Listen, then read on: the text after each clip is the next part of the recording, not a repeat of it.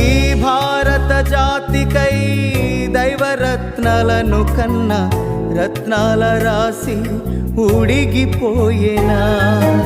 ఆత్మల రక్షణకై ప్రసవ వేదనతో పరితపించే కన్నీళ్లు ఆగిపోయేనా.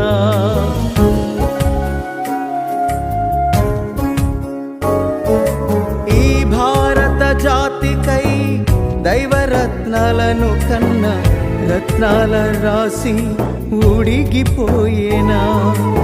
ఆత్మల రక్షణకై ప్రసవ వేదనతో పరితపించే కన్నీళ్లు ఆగిపోయేనా, ఇక ఇంకిపోయేనా.